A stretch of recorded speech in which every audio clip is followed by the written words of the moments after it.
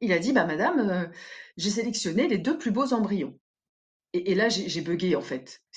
Alors plus beau, je comprends, c'est normal, ça va être mes enfants, ça c'est OK. Surprise, j'ai des jumeaux. Un podcast de Mathilde Chevalier. Mais pourquoi 2 en fait? À quel moment 2?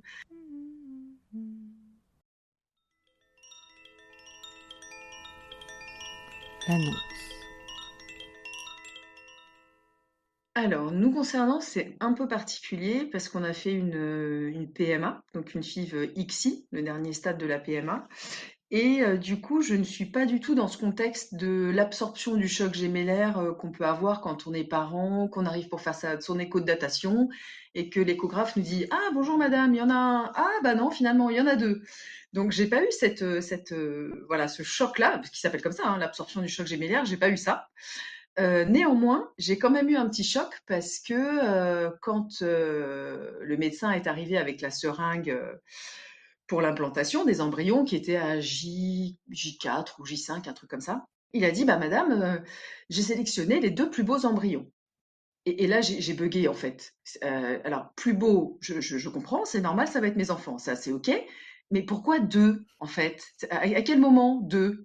Et en fait, personne, mais personne à aucun moment n'avait eu l'idée ingénieuse de nous dire, madame, nous allons vous mettre 2 embryons. Alors pourquoi 2? Il faut savoir qu'aujourd'hui, en fait, sur la PMA, quand on est sur des femmes qui ont, une trentaine d'années, on est plutôt sur un embryon parce que, bah, les grossesses gémellaires sont des grossesses à risque, hein, donc on se dit: «Bah, une femme à 30 ans, on lui fait un 1er embryon et puis si elle veut faire un deuxième enfant, elle a le temps». Sauf que moi, j'avais plus le temps, en fait, puisque j'ai fait ma PMA, donc la limite en France, du remboursement du protocole est 43 ans et moi, j'avais 42 ans, puisque je les ai eus en janvier, on a fait la PMA en avril. Donc en gros, si ça n'avait pas fonctionné cette fois-là, on n'aurait quasi plus eu le temps de recommencer un protocole complet avant mes 43 ans. Donc ils m'ont dit, donc premier choc, voilà, donc 2 embryons.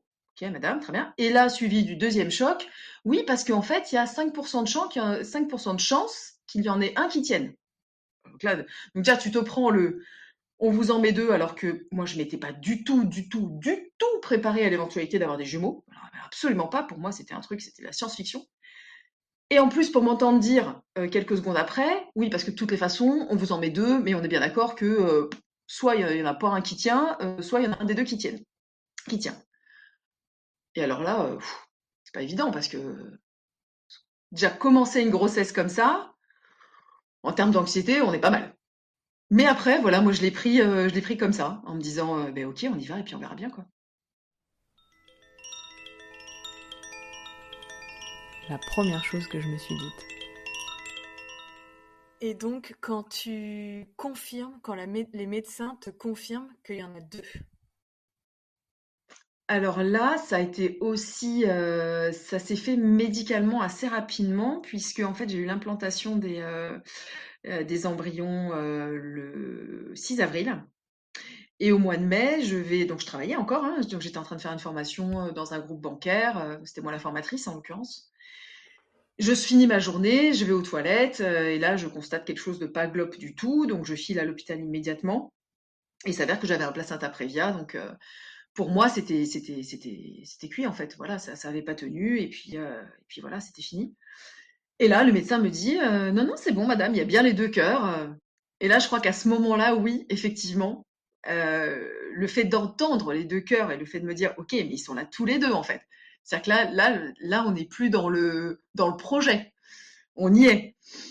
Ensuite, tout le parcours de cette grossesse très compliquée a fait que finalement, j'y ai pas cru jusqu'à la fin. C'est-à-dire que j'ai eu du mal, mon cerveau a eu du mal à accepter en fait, puisqu'on m'avait toujours dit, et après là c'est les médecins, hein, beaucoup c'est le corps médical qui m'avait dit mais madame vous savez il y a que 5% de chance etc, grossesse à risque, vous êtes âgée etc. Donc j'étais pas du tout du tout du tout moi dans la préparation mentale, mais à tel point que quand ils sont arrivés je n'avais strictement rien, vraiment rien du tout. Parce que quelque part je pense que j'avais un peu cette angoisse de me projeter et puis d'être déçue, qui est un terme largement en dessous de la réalité, bah, que ça se passe mal. Donc c'est vrai que voilà, mais le fait d'entendre ces 2 cœurs, je me suis dit: «OK, bah, là, c'est parti les gars, là» enfin les gars, je savais pas à l'époque que c'était des gars, mais en tout cas, c'est parti et bah, faut y aller, quoi.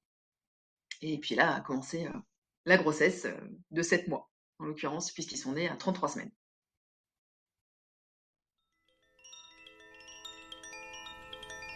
Et le cadeau dans tout ça? Alors, mes petits garçons viennent de faire leurs 7 ans. Ils viennent d'avoir 7 ans au mois de novembre. Donc là, c'est le moment où je pleure, hein, mais en même temps, on l'avait dit. C'est un cadeau dans le sens où, pour moi, je dis toujours que les enfants révèlent la meilleure partie de nous. Ce sont des révélateurs de tout ce qu'on a de meilleur en nous. Et aujourd'hui, le travail que je fais, l'utilité que j'ai auprès des gens, auprès des familles, je leur dois. Ils sont, je leur dis, pas cool, je leur dis, vous êtes ma plus belle réussite. Vous êtes vraiment ma plus belle réussite. Et quand ils sont nés, encore une fois, moi j'avais 43 ans. 43 ans, j'avais fait ma vie. J'ai eu des métiers très particuliers dans ma vie. J'ai été garde du corps pendant 7 ans. J'ai géré des services. Enfin, j'ai eu un parcours de vie qui est très particulier. Et quelque part, c'est eux qui ont donné un nouveau sens à ma vie. Ils ont vraiment donné du sens à ma vie. Et aujourd'hui, quand j'accompagne des parents multiples, aujourd'hui, quand je fais ce que je faisais juste avant qu'on se parle, que je viens en aide à des familles, je me dis punaise, mais c'est grâce à eux, quoi. Je n'aurais jamais fait ce que je fais s'ils n'avaient pas été là. Et je leur dis régulièrement, d'ailleurs, je leur dis, les gars, merci, quoi. Merci. Merci d'être là et merci d'avoir fait de moi celle que je suis aujourd'hui. C'est un cadeau inestimable. C'est, c'est beaucoup de, c'est beaucoup d'émotions, mais beaucoup d'émotions très, c'est du bonheur, hein. C'est vraiment c'est du bonheur à l'état pur. C'est comme si ça submerge, en fait. Voilà. Et ils sont juste incroyables. Ils disent qu'ils sont mes poussières d'étoiles, mais c'est vraiment ça. Ce sont mes poussières d'étoiles. Ce sont des super petits garçons. Adorables. Mais je vais arrêter de pleurer après. C'est juste, voilà. C'est chouette. Ils sont top. Ce sont des cadeaux incroyables.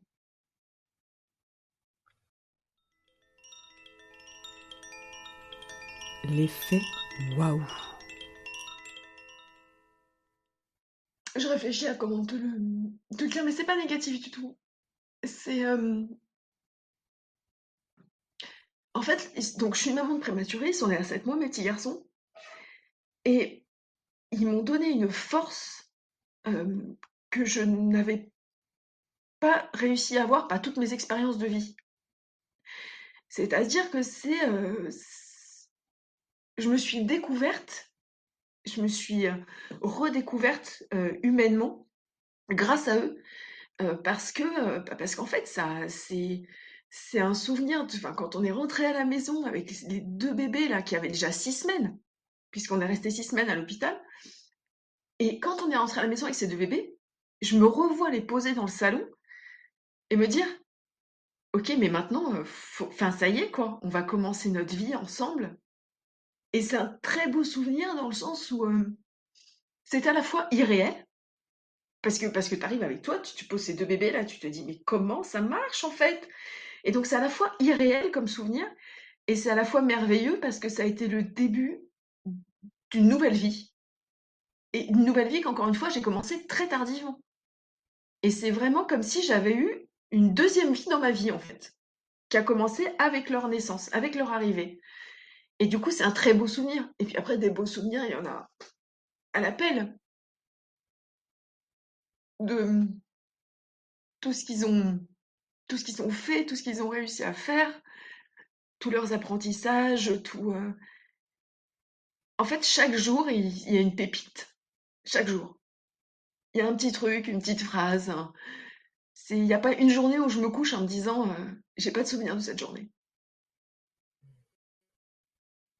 Et donc, c'est puissant. Mais, et leur prématurité, pour moi, c'est un cadeau. C'est aussi un cadeau. Parce que même si ça n'a pas été facile tous les jours, on va pas se mentir, ça n'a pas été facile tous les jours, pour autant, au global, on en est ressortis tellement forts là tous. Et, euh, et voilà, on était armés, quoi. C'est un beau souvenir, ce retour à la maison. avec eux. Bon, on n'avait rien, hein, parce que comme j'avais flippé pendant toute la grossesse, je n'avais absolument... Enfin, ils n'avaient pas de chambre, c'était la merde totale, hein, on va pas se mentir. Hein. Quand je dis que je les ai posés dans le salon, je les ai littéralement posés dans le salon. C'est-à-dire que je ne savais pas où les mettre ailleurs. Hein. Donc voilà, ils ont dormi dans la nacelle de la poussette pendant des semaines. Hein.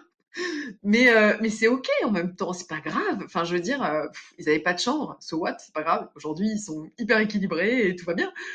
Mais ils avaient rien. Enfin, j'étais allée chez Jumeaux et Plus chercher des bodys, des machins et tout en catastrophe.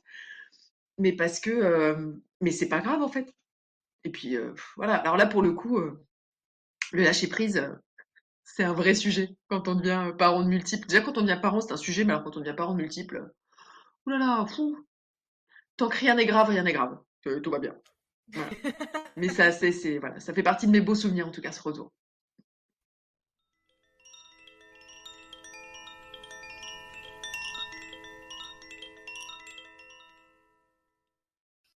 Est-ce que tu arrives à prendre du temps aujourd'hui pour Ouais. toi? Alors, 7 ans.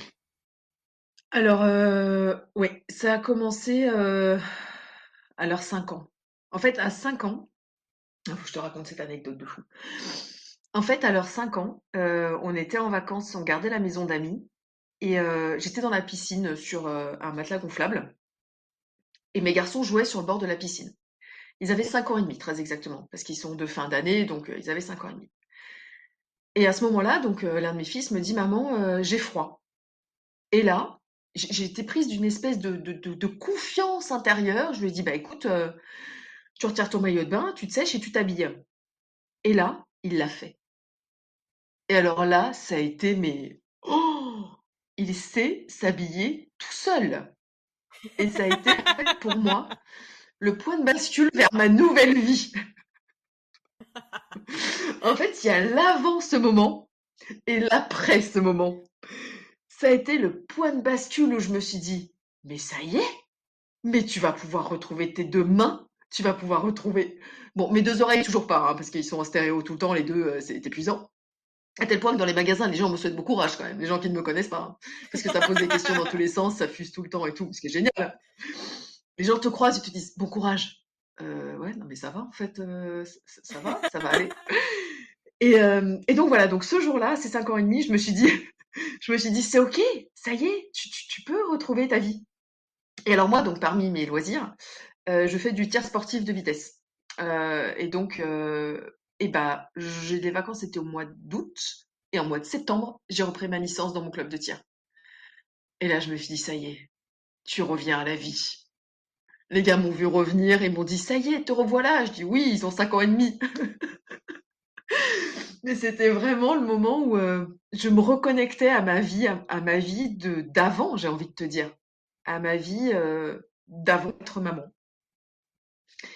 Et aujourd'hui, j'arrive à avoir un équilibre. Alors, la différence aussi par rapport à une maman qui travaillerait, on va dire, de façon normale, hein, même si la normalité n'existe pas, mais moi, je suis indépendante. Donc, j'arrive en fait à avoir des temps pour eux, à avoir des temps de travail qui, bien évidemment, très souvent débordent sur le soir, etc. Mais peu importe. Et puis, du coup, à me garder des temps en journée. Quand ils sont pas là, j'arrive à me garder du temps en journée pour me préserver comme ça et je fais du sport. Enfin voilà, je me suis réorganisée en fait un équilibre sur les temps où ils étaient à l'école. Mais c'est vrai qu'avant 5 ans, c'était pas le cas. J'aimerais rebondir sur ce que tu racontes peut-être pour l'organisation du rythme. Effectivement, ça me parle ce que tu dis dans l'organisation du temps, parce que je suis moi-même indépendante, je suis en train de lancer mon activité. Et en fait, il y a Mmh.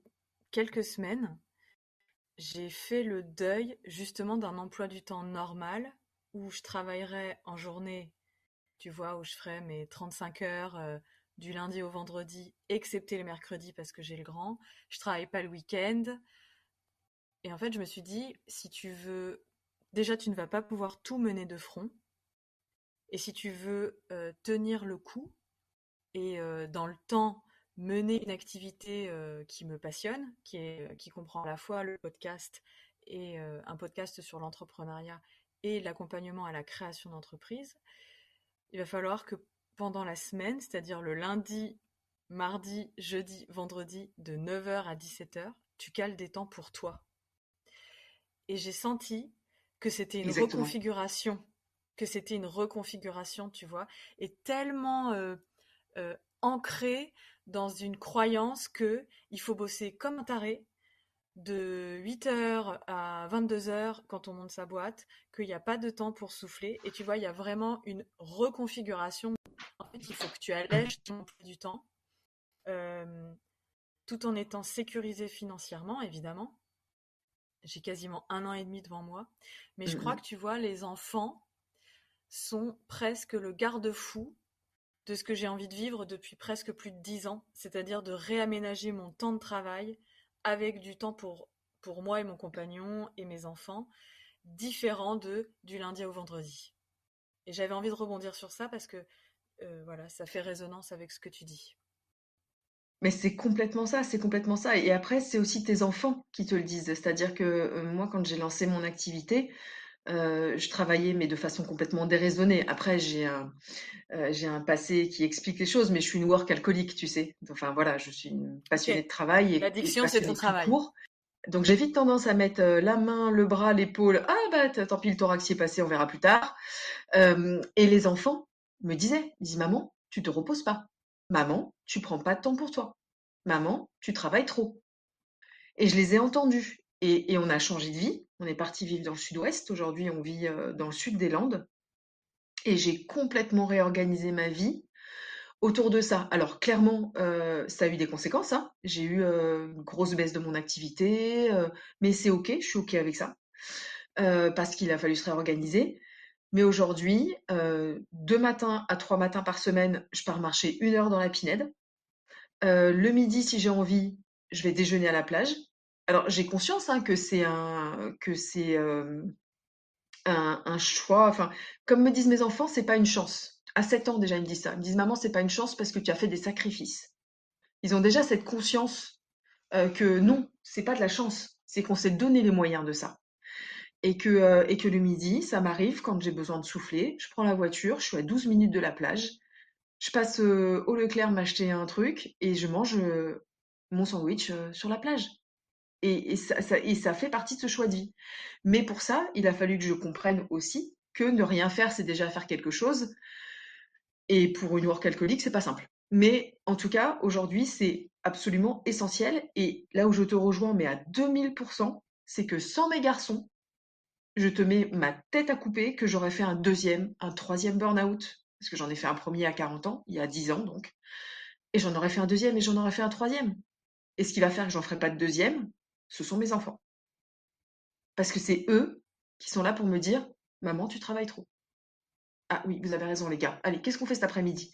Et donc je me suis bloquée dans mon agenda du temps pour mes marches, du temps pour eux, mais c'est dans l'agenda. C'est bloqué, c'est-à-dire que c'est une plage sur laquelle rien d'autre va pouvoir venir se greffer. C'est bloqué, c'est comme ça. Et c'est ça, vous faites mon équilibre. Il résonne en fait, c'est ça, c'est eux. C'est pour ça que je te dis, ils sont des cadeaux, mais tellement merveilleux, ces enfants.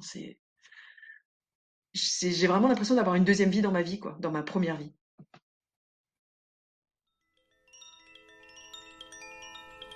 Les conseils.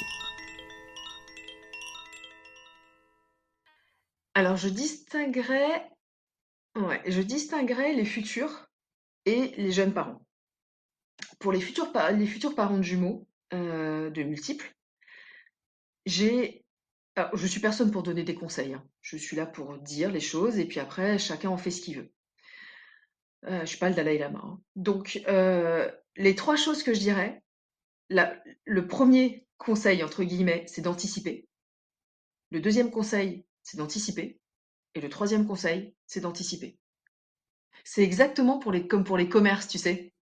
En gros, location, location, location. Bah, là, c'est pareil. En fait, il faut anticiper ce changement de vie. C'est un véritable tsunami et c'est OK, c'est complètement normal. Il faut essayer au maximum, en tout cas, de se dire: «Il y a des choses il y avait ma vie d'avant». Alors, il n'est pas question de faire le deuil de sa vie d'avant. Il y a rien de grave là-dedans. C'est juste de dire: «Il y avait ma vie d'avant et il y a ma nouvelle vie». Et ce que je faisais dans ma vie d'avant, je vais pas pouvoir le faire, ou tout du moins, je vais pas pouvoir le faire pendant peut-être 3 ou 4 ou 5 ans. Et c'est normal. Ce sont des étapes de la vie. Donc vraiment, c'est ça, anticiper. Alors anticiper, ça peut passer par des conseils très pratico-pratiques, hein. Par exemple, remplir le congélo pour pas avoir à se demander ce qu'on va manger le soir. Ça peut être chercher des personnes ressources, c'est-à-dire qui va pouvoir me filer un coup de main. Moi, j'avais inventé un concept, c'est que mes potes m'invitaient à manger chez moi. Alors ça, c'est depuis la grossesse, parce que j'ai passé ma grossesse à l'été. Donc les copains, ils venaient manger à la maison, mais ils apportaient le dîner, en fait.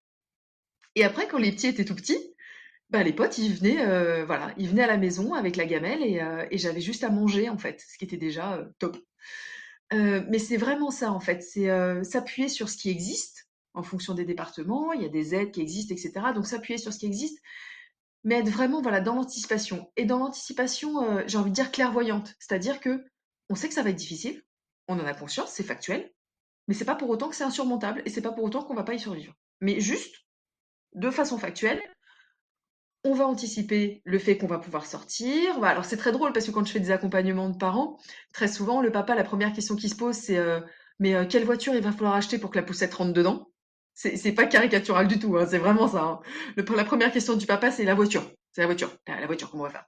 Et généralement, C'est les la questions des première mamans, chose c'est que le nombre de couches, le nombre de biberons. c'est la première chose que s'est dite Julien quand je lui ai annoncé. Une des premières choses. Le lendemain. Le lendemain de l'annonce. Et ben voilà. Putain, il faut qu'on Et change ben de voilà. bagnole. Ça, mais c'est vraiment, je pourrais presque faire des statistiques quand je faisais des réunions pour les parents de multiples, c'est incroyable. Et les mamans, en fait, elles vont se poser 12 milliards de questions en mode carte mentale, la constellation. Voilà, donc c'est vraiment ça, c'est d'anticiper, se dire que ça va bien se passer, que oui, il va y avoir des moments difficiles, mais que à côté de ça, on le disait au début, c'est un cadeau incroyable. Donc, se faire aider, se faire accompagner, échanger. Moi, j'ai découvert les groupes de parents de multiples sur Facebook après avoir eu mes enfants. Quelque part, je suis assez contente que ça se soit fait dans ce sens-là et pas l'inverse. Parce que parfois, je lis certains posts et je me disais, punaise, si j'étais enceinte, ouh, je suis pas sûre que j'irais très très sereine sur ce coup-là. Je me demanderais peut-être au monsieur là s'il peut remettre les deux embryons dans dans la seringue. Parce qu'il y a des trucs qui sont hyper anxiogènes. Mais voilà, faut le prendre vraiment. Allez, on va y aller, ça va bien se passer. Mais on anticipe, on se prépare, on met en place des stratégies, et puis ensuite, quand ça arrive, comme pour les émotions, on accueille, on accepte et on agit. Exactement comme pour le traitement d'une émotion. C'est pareil. Donc c'est ça, les trois choses que je dirais. Ça, c'est pour les futurs parents et pour les jeunes parents. Pour moi, le mot clé, c'est le lâcher prise. Tu es en train de parler avec une hyper contrôlante, hein. Moi, c'est terrible. J'étais une hyper contrôlante de malade mentale. Ah bah là, les garçons, ils m'ont appris de lâcher prise, hein. Déjà, la grossesse m'a appris que quand tu as un plan, il se passe pas comme tu le pensais. Leur naissance m'a appris que quand tu as un plan, il se passe pas comme tu le pensais. Et du coup, j'ai appris à lâcher prise. Et aujourd'hui, je priorise. Il y a des choses qui sont graves, il y a des choses qui sont pas graves, et puis on s'adapte. Voilà. En fait, ils m'ont fait mûrir aussi énormément sur le plan personnel. Sur le plan de mon propre développement personnel, ils m'ont énormément fait mûrir. Donc pour les futurs, on anticipe. Pour les jeunes, on lâche prise. Et puis il y a des étapes normales du développement des enfants, on les connaît, et si on a besoin, on va chercher des ressources, et puis on avance. Mais ça se fait. On survit, regarde, tu vas avoir 50 ans. On survit, hein. Ça se passe bien.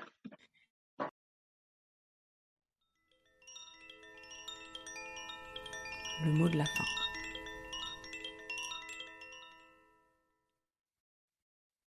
En fait, j'ai vraiment envie de partager aux parents que il y a rien, aucune parentalité en fait ne ressemble à cette parentalité-là. Et ça me fait vraiment plaisir voilà, de dire que même quand on est vraiment dans le tunnel, qu'on se dit mais que c'est pas possible, qu'on va pas y arriver, qu'on va pas s'en remettre, que j'ai eu hein, toutes ces phases-là, hein. J'ai eu les phases de me dire mais pourquoi t'as fait ça quoi? Mais t'avais ta vie, t'étais peinard, pourquoi t'as fait ça?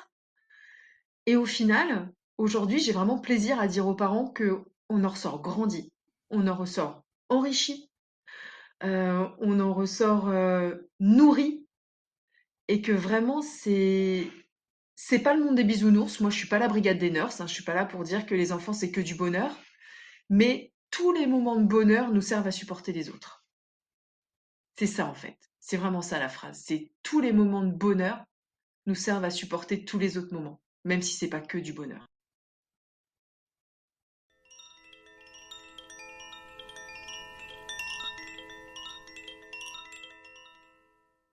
Je suis la mère qui crie quand ça déborde.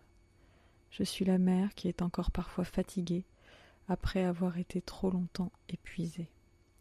Je suis la mère qui en a plus que marre du quotidien par moments et qui voudrait partir loin, très loin, quand son cerveau sature de tout. Je suis la mère qui s'est demandé pourquoi elle avait fait ça, en pleurant, quand elle avait ses 2 bébés qui hurlaient dans ses bras à 3 heures du matin. Je suis la mère qui s'est prise à regretter sa vie d'avant. Je suis la mère qui a parfois pensé à tout ce qu'elle aurait pu, pourrait faire s'il n'était pas là. Et pourtant, malgré tout cela, je suis la meilleure mère qui soit pour les 2 plus beaux cadeaux de ma vie. Parce que je suis surtout la mère qui a enfin appris à comprendre ses émotions pour mieux les aider à gérer les leurs. Je suis surtout la mère qui a compris que prendre du temps pour elle était absolument nécessaire, même quand elle pense être trop fatiguée pour le faire. Je suis surtout la mère qui assume que ce soit difficile et qui n'hésite pas à leur dire, parce qu'il est capital pour eux de comprendre que nous, les humains, avons des limites, eux y compris, sans vouloir être ailleurs finalement, juste parce qu'ils n'y sauront pas. Je suis surtout la mère qui sait plus que jamais pourquoi elle a fait ça. Je suis la mère, surtout, qui accepte que la vie d'avant est la base de celle d'aujourd'hui, plus qu'un regret à avoir d'une époque révolue, quoi qu'il en soit. Je suis surtout la mère qui pense à tout ce qu'elle pourra faire à l'avenir, avec et sans eux. Toi, la maman qui m'écoute, ne doute jamais que tu es la mère la meilleure qu'il soit pour tes enfants. La meilleure des mères, elle est comme le Père Noël. On peut y croire, mais on ne la voit jamais. Tu l'es avec tes faiblesses et tes forces, avec tes larmes et tes sourires, avec tes coups de gueule et tes mots doux, avec tes raviolis en boîte et ton gratin de légumes frais, avec l'indisponibilité et la balade en forêt en famille, avec ta douche d'il y a 2 jours et le bain que tu as enfin réussi à prendre. Pour la fête des mères, aujourd'hui, c'est ton moment, et même si toi et moi savons qu'elle ne sera finalement pas si différente des autres, profite de cet instant pour être douce avec toi-même et te dire que sans toi, rien n'aurait été, rien ne sera possible. Texte de Béatrice pour le jour de la fête des mères.